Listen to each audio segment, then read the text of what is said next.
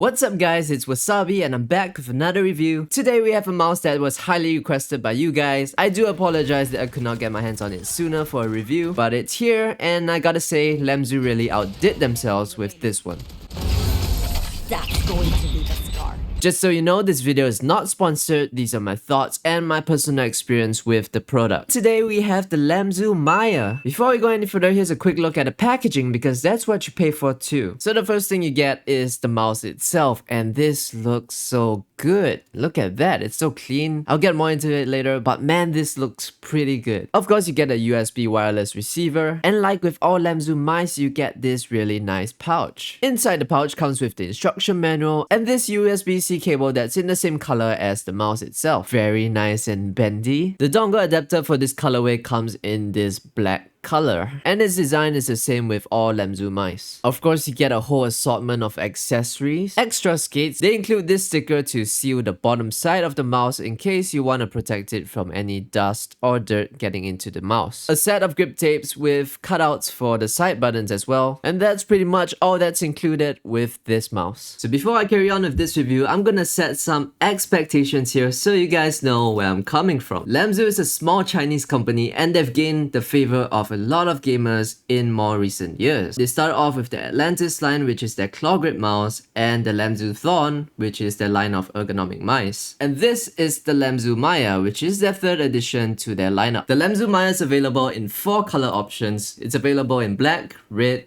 grey, and more recently, a white version just came out. The Lamzu Maya has a right-handed symmetrical shape. Its ultra-lightweight design is made for competitive gaming. And this mouse goes for $93.99. I would say that right now, this is the best looking mouse from Lamzu. It looks like a very handsome, sporty little mouse. And it kind of reminds me of the VIPER Mini in some way. Very clean and neat design on the top side and a little more meat down the middle. The design with the Maya is very subtle, just like with every Lamzu mouse, but the front end is a lot pointier and the side buttons look a lot more angular. If you can see, focus, there you go, it's in focus. You know, it's little details like these that make a mouse unique, and I would say that this is the most aggressive looking mouse from Lamzu. With all Lamzu mice, you have a wonderfully designed scroll wheel, a gold Lamzu badge on the left side, and with all the mice, the mouse buttons separate from the main body with a very clean curve. And these are some of the fine details you notice with all Lamzu mice. The biggest design detail that they do with all their mice is what they did with the bottom side of the mouse. I mean, just look at that PCB. This is by far the best looking bottom design of a mouse I've seen over the last 30 years of my existence. If you look closely, you can see that they did quite a bit of work with the PCB and the base of the shell structure to reduce as much weight as possible. You can see all those holes are an effort to remove unnecessary bits of the PCB, and they even added those wonderful hexagonal cutouts with gold detail that you find on all colorways. You know, they could have gone the easy way and just do one big ass cutout right here, but no, this is Lamzu going above and beyond with their designs. And let's not forget that Lamzu is a small company that's very new in this market. I am very impressed. Now, before I get into more details on the shape, to put things into perspective, my hand size is 17.5 by 9. What they were going for with the Maya is to create a universal shape that works well for a variety of grip styles. The Maya is very conservative with its curves. If you prefer mice with flatter sides, the Maya might feel quite comfortable for you. It's not as flat as what you find on the Superlight, but it's not as angular as what you find on an Atlantis. Actually, that's my bad because people who've never used those mice before wouldn't know what I'm talking about. So, to best explain what I mean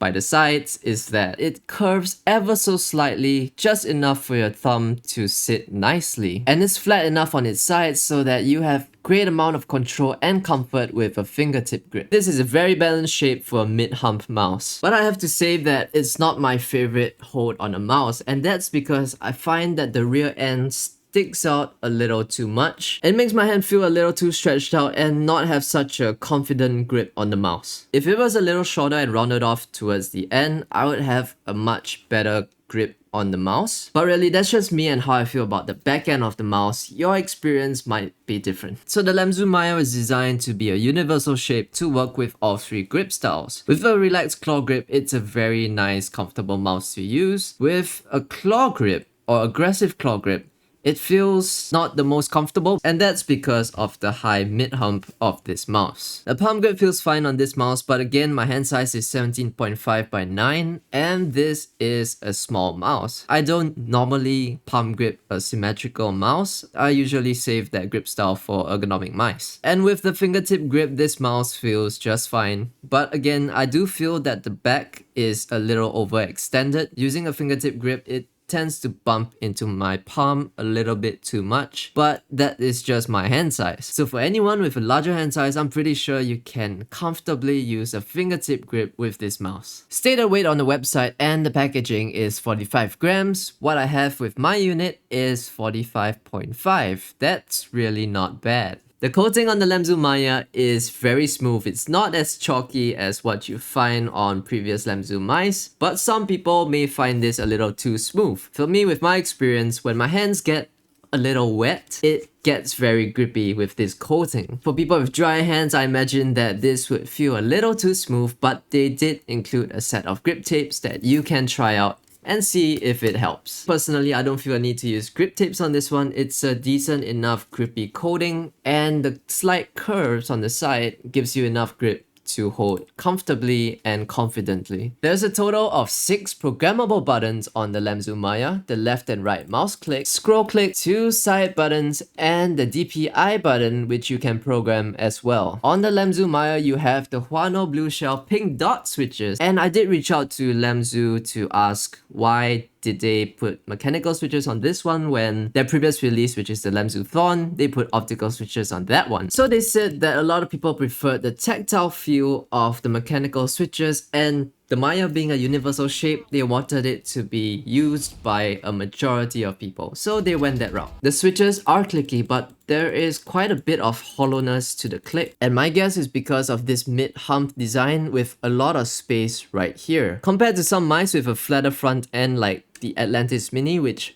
sounds very crisp and clear on its clicks, with the mid-hump design of the Lamzu Maya, the front end has a lot more space in the mouse. So that could be a reason why the clicks sound so hollow. The side buttons on this mouse feel very tactile. They are clicky, but same thing with the main switches, they sound pretty hollow to me. The scroll wheel on the Maya is rather interesting. It's not your usual Lamzu scroll wheel. It doesn't make sense right now, I know, but let me explain. The rubber thread on the scroll wheel is cushy. It's a strange feeling. I can imagine some people hating it because having this cushy feeling makes you feel like your input is slowed down. You know how usually scroll clicks are stiff and instant? This feels like a scroll click with pre-travel and post-travel. But a benefit I can think of with a scroll wheel like this is that it's a lot easier to press on the scroll wheel without accidentally scrolling up or down, because when you press on the wheel, the rubber kind of bends inwards and secures your finger onto the scroll click. So I would say that this is pretty interesting to know.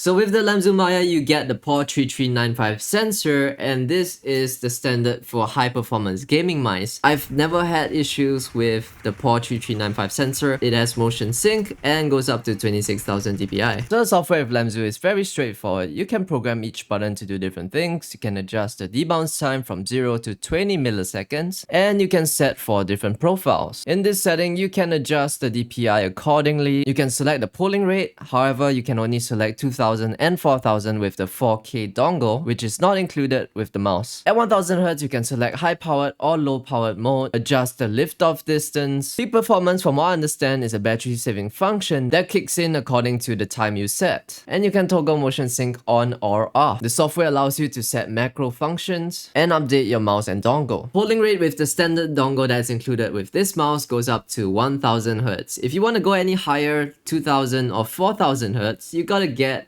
a Lamzu 4K dongle like this one. It's available in white, black, and this color option. The battery life is what you expect from a Lamzu mouse. It's not the best, especially if you run it at 2000 or 4000 Hz. If you run it at 1000, it should be okay, but based on my experience when I first got the mouse, I ran it at 4000 Hz in the morning to evening. By the end of the day, I had 30% left, and that was after a full charge. On the box, it says it can go up to 80 hours, and I'm guessing that is at 1000 Hz polling rate with low power mode on. Sensor placement of the Lamzu Maya is very nice because at the point where the mouse curves, that's where your thumb sits. And this is the alignment that I feel is the most perfect, that gives the most amount of control over the mouse. Mouse skates on the Lamzu Maya is very nice, it's smooth, and it's a very good quality. I've never felt the need to get aftermarket skates with Lamzu mice, but to each their own. If you prefer something smoother, you can always get aftermarket skates to put on your Lamzu Maya. So overall performance of this mouse with its ultra lightweight design, very good sensor, and small form factor, the mouse feels very nimble in your hands. I would say it's a great mouse for competitive gaming.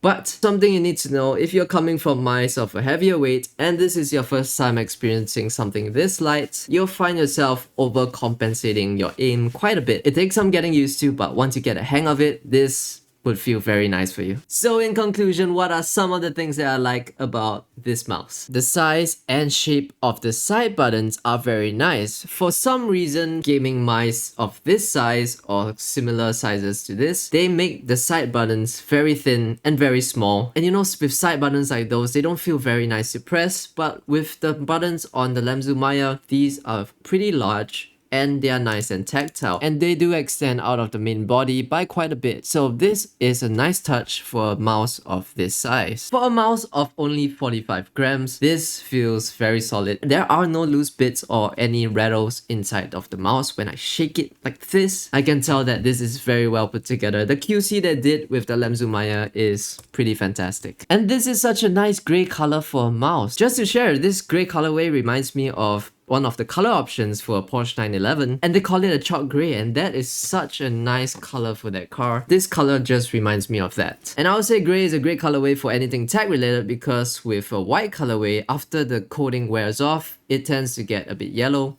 And with black, you get a lot of fingerprint marks and dust. So what are some things I feel can be improved with the Lamzu Maya? The quality of this scroll wheel isn't so great. It doesn't feel or sound very nice to use. I think that they should do something to improve the quality of this scroll wheel. Earlier I explained the reason why, that they went with mechanical switches on the Lamzu Maya, but I think it would be very nice to see an optical switch option, especially with the good optical switches they use on the Lamzu Thorn. I don't see why they should not do a version of this with optical switches. That would be pretty cool. Maybe they'll do a Maya Pro with optical switches and including a 4K dongle. This is one of those mice that I have trouble finding what to improve on because this is already a very good product. And I can't think of anything much to improve. Finding the rear end to be a little too overextended is a very personal thing. It's just me, so I can't exactly suggest that to improve the mouse. The world doesn't revolve around me. And if I were to suggest the back to be shorter and rounder,